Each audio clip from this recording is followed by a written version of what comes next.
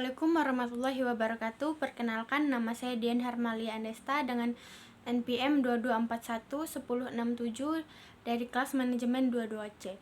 Di sini saya akan mempresentasikan PowerPoint saya yang berjudul uji hipotesis. Yang pertama, pengertian uji hipotesis.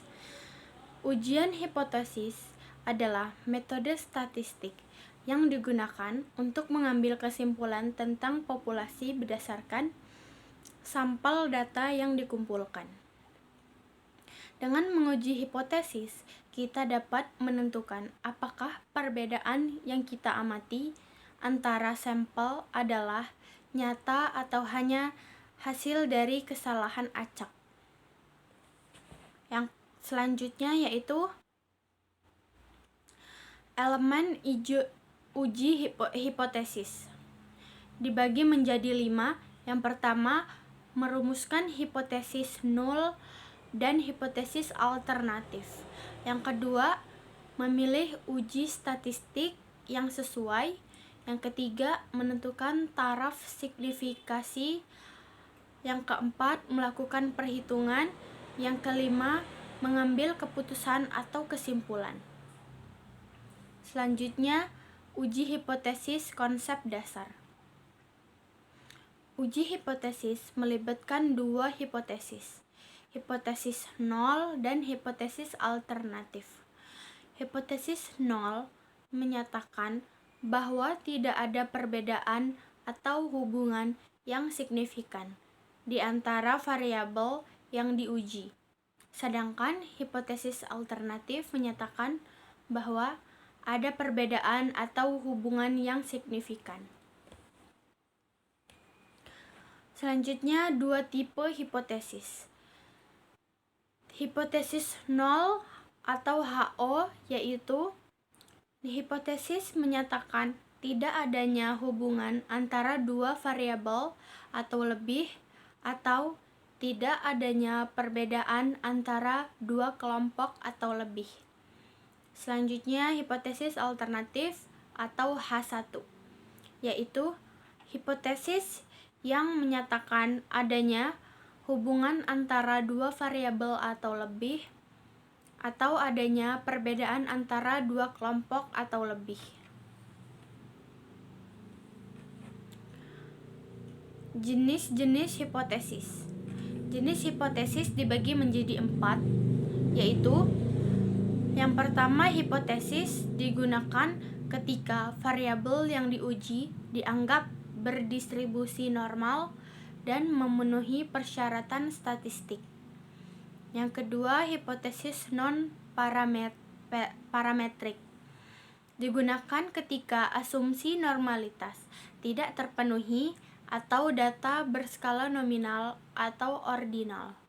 Yang ketiga, hipotesis satu pihak menyatakan bahwa terdapat perbedaan positif atau negatif yang signifikan antara dua variabel. Yang keempat, hipotesis dua pihak menyatakan bahwa terdapat perbedaan antara kedua variabel tanpa mengarahkan arah perbedaannya. Selanjutnya, langkah-langkah dalam uji hipotesis dibagi menjadi 5, yaitu yang pertama, tentukan hipotesis. Tafsirkan pernyataan penelitian menjadi hipotesis nol atau hipotesis alternatif. Yang kedua, pilih signifikansi. Tentukan tingkat signifikansi yang relevan dan interpretasikan hasil dengan menggunakan p-value. Yang ketiga, kumpulkan data. Kumpulkan data yang relevan untuk menguji hipotesis Anda. Yang keempat, analisis data. Gunakan teknik statistik yang tepat untuk menganalisis data Anda dan hitung nilai uji. Yang kelima, interpretasikan hasil. Tafsirkan hasil uji hipotesis dan buat kesimpulan mengenai hipotesis Anda. Selanjutnya, perhitungan uji hipotesis. Perhitungan uji hipotesis melibatkan penggunaan teknik statistik seperti uji T, uji Z, uji chi-square, atau uji F.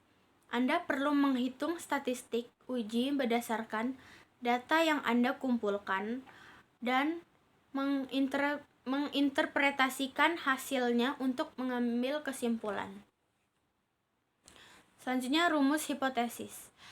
Misalnya 0 adalah parameter yang akan diuji dengan nilai hipotesis. Dihipotesiskannya adalah 0, maka hipotesisnya dapat mengambil beberapa bentuk. Uji dua pihak, uji pihak kanan, uji pihak kiri. Contoh penerapan uji hipotesis. Misalnya, kita ingin menguji apakah rata-rata pengeluaran masyarakat di kota A lebih tinggi daripada rata-rata pengeluaran di kota B.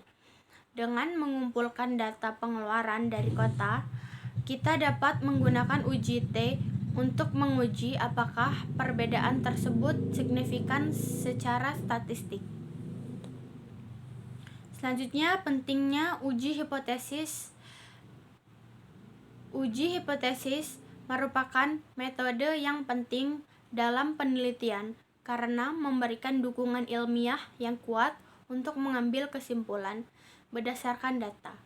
Dengan menggunakan uji hipotesis, kita dapat menguji teori, membuat generalisasi, dan mengambil keputusan yang lebih berdasar. Selanjutnya, kesimpulan dari uji hipotesis. Dengan menggunakan uji hipotesis, kita dapat mengambil kesimpulan yang didasarkan pada statistik. Kesimpulan ini memberikan bukti atau dukungan terhadap hipotesis yang telah diajukan atau membantahnya, sehingga mempengaruhi pemahaman kita terhadap fenomena yang diteliti. Baik, sekian yang dapat saya sampaikan. Wassalamualaikum warahmatullahi wabarakatuh.